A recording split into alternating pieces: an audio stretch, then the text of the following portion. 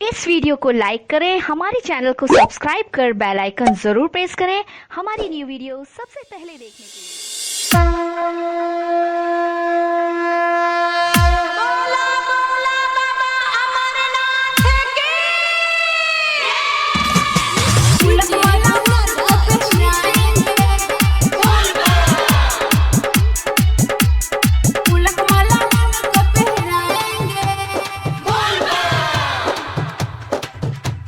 सब किया जाय छै त हम हो जेबै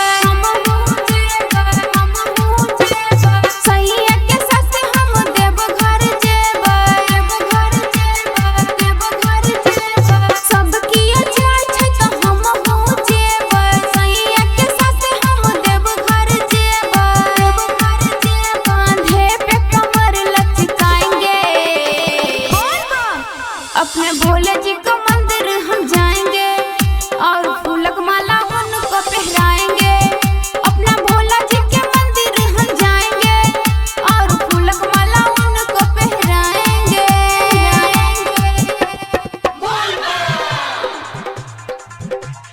फूलक माला उनको पहनाएंगे। फूलक माला उनको पहनाएंगे। फूलक माला उनको पहनाएंगे। जय मां दुर्गा म्यूजिक खजोली बाजार। भोला जी के खातिर हम भंगिया ले जाएंगे, गांजा चिलम हम साथ ले जाएंगे। भोला जी के खातिर हम भंगिया ले जाएंगे, गांजा चिलम हम साथ ले जाएंगे। गोल गोल भंगिया हम उनको खिलाएंगे, गोल गोल भंगिया हम उनको खिलाएंगे।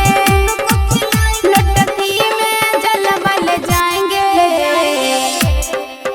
अपने भोले जी को मंदिर हम जाएंगे और फूलक माला उनको पहनाएंगे।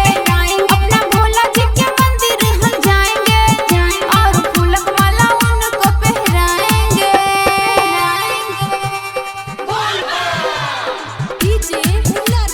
फूलक माला उनको पहनाएंगे। फूलक माला उनको पहनाएंगे।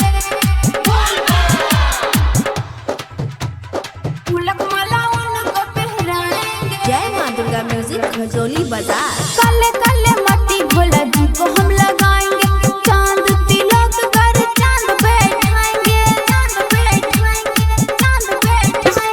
काले काले मट्टी भोला जी को हम लगाएंगे, चांद तिलक कर चांद बैठाएंगे।